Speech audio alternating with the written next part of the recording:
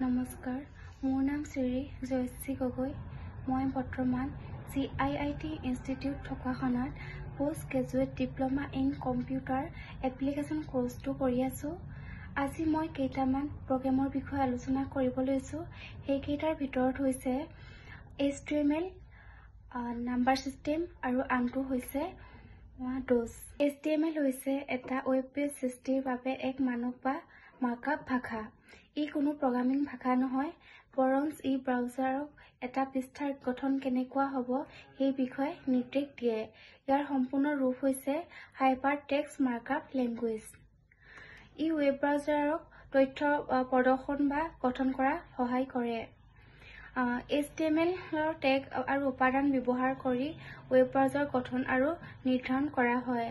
HTML যদি আমি save কৰিবলৈ বিচাৰোঁ, তেতিয়া আমি চেভ কৰিবলৈ হ'লে .html দিব লাগে। নাম্বাৰ ছিষ্টেমক আমি অসমীয়াত সাধাৰণতে সংখ্যা পদ্ধতি বুলি ক'ব পাৰোঁ। অসমীয়া ভাষাত সংখ্যা পদ্ধতি বুলিলে সাধাৰণতে বিভিন্ন ধৰণৰ সংখ্যা বা অংক ব্যৱহাৰ কৰা পদ্ধতিক বুজায়। এই পদ্ধতিত বিশেষ অংক বা সংখ্যা ব্যৱহাৰ কৰি প্ৰকাশ কৰা হয়। পৃথিৱীৰ সকলো গাণিতিক প্ৰণালী এই সংখ্যা পদ্ধতিত আছে। নাম্বাৰ ছিষ্টেমক আমি 4টা ভাগত ভাগ কৰিব পাৰোঁ। সেইকেইটা হৈছে decimal number system, binary number system, octal number system আৰু আনটো হৈছে hexadecimal number system. Decimal number ছিষ্টেমক আমি অসমীয়াত দশমিক সংখ্যা পদ্ধতি বুলি ক'ব পাৰোঁ।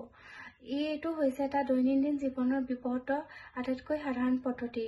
ইয়াত আমি 10টা চিহ্ন ব্যৱহাৰ কৰিব পাৰোঁ: 0, 1, 2, 3, 4, 5, 6, 7, 8 আৰু 9। বাইনেৰী নাম্বাৰ ছিষ্টেমক আমি D পদ্ধতি বুলি ক'ব পাৰোঁ। ইয়াত আমি 2টা চিহ্ন ব্যৱহাৰ কৰিব পাৰোঁ।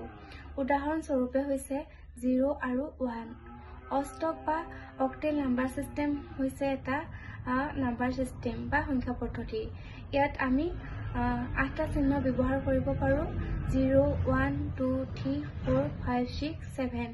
হেক্সাডেচিমেল নাম্বাৰ ছিষ্টেমক আমি 16টা চিহ্ন ব্যৱহাৰ কৰিব পাৰোঁ।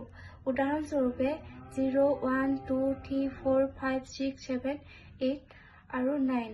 এলফাবেটৰ পৰা ক্ৰমে A, B, C, D, E, F। ইয়াৰ পাছত আলোচনা কৰিবলৈ লোৱা বিষয়টো হৈছে DOS। DOS হৈছে এটা অপাৰেটিং ছিষ্টেম। DOSৰ ফুল ফৰ্ম হৈছে ডিস্ক অপাৰেটিং ছিষ্টেম। ই এটা অপাৰেটিং ছিষ্টেমৰ এটা উদাহৰণ। ইয়াৰ দ্বাৰা আমি কম্পিউটাৰটো সহজভাৱে বুট কৰি ল'ব পাৰোঁ। বজাৰত পোৱা আটাইতকৈ ডাঙৰ আৰু চাহিদাযুক্ত অপাৰেটিং ছিষ্টেমৰ ভিতৰত DOS হৈছে অন্যতম। ইয়াৰ ব্যৱহাৰ অতি সহজ। সাধাৰণতে ই দুই ধৰণৰ, PC DOS আৰু MS DOS। কিন্তু ইহঁত দুয়োটাৰে ভিতৰত